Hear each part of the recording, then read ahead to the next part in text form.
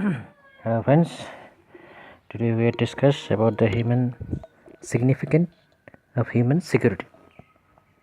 So let's start the discussion of human significance of human security and human security and traditional security. So first of all we discuss the significance of human security, then we discuss the human security and traditional security. So let's start first the significant dimension of human security. The idea of human security is simple in its expression, but it will, according to the Human Development Report 1994, revolutionize the 21st century because of its significant features, which are given below. Human security is a universal concern. It is not confined to only the national limits, nor is it only a territorial concept. As for example, it is concerned with the poverty and diseases cutting across the frontiers of nations, as these threats are universal. Its components are independent, famines, diseases, drugs, pollutions, terrorism, etc. Feed on another. Famines reduces resistance to disease and can cause epidemics. Drugs and lead to the crimes and terrorism. Environmental pollution can affect public health. Number 3 point, human security is easier to ensure through early prevention than later intervention. Problems like poverty, inequality and lack of health need long-term approach and are amenable to earlier effective intervention. Point number 4, human security is people-centered. People will have to be enabled and empowered to take care of themselves by coming together for forming social groups.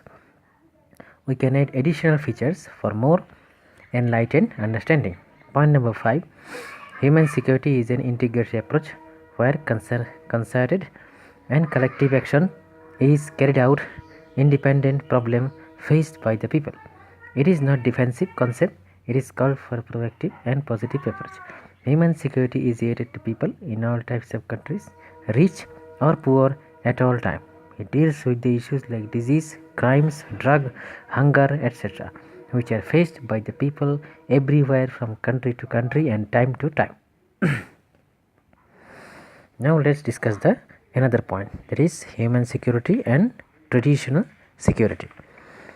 Human security and traditional security, nation state security, are often compared to understand the objective significance and features of both. Number 1 point, traditional security gives priority to the protection of states, territory and preservation of national sovereignty. It is considered that if a state is secure, the security will tackle down to its citizens. Human security deals with the people's protection in terms of the threats they face individually and collectively. Thus, both national security and human security should have similar objective. As for example, the threat of food insecurity, dangerous diseases, terrorism, economic insecurity should be in the concern of state, just like safeguarding their own security is. This also implies the state should prioritize their expenditure of human security needs as opposed to spending far too much on military security. Further, it can be argued that one cannot be attained without the other. In fact, human security emerged a challenge to the idea of traditional security. Traditional security cannot deal with effectively international global phenomena like environment, climate, disease. It needs international cooperation, which implies some compromise on tradition and national sovereignty. However, there are some significant differences between traditional security and human security in several aspects. These are briefly listed below. Point number 1, traditional security policies promote states' demands. They seek to protect the state, territories, people, and interest and other interest and subordinate. Human security is more people oriented. It seeks to protect individual well-being and respond to the threat like disease and underdevelopment. Both have wide scope of different emphasis of different threats. State traditional security aims at deter or defeat external aggression or its soil or people. Human security goes further deal with the threats like environmental pollution and dangerous disease and economic deprivation. Point number 3, traditional security. State through the government is the sole actor through its executive strategies involve people.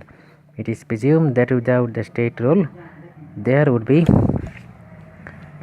anarchy in human security. Along with the government and people, regional and international organizations like United Nations, NGOs and the local communities also play a part. Point number 4, traditional security to build the national military power and to protect the territorial integrity and people's life. In human security, not only government but also the social groups and NGOs etc. contributed by helping the identification of various social and economic and political insecurities. Thus, both traditional and human security have their important role to play in their respective spheres, but human security is important people's life and health and economic security and socio-economic development. So thank you. If you like the video, share it or like it. Thank you.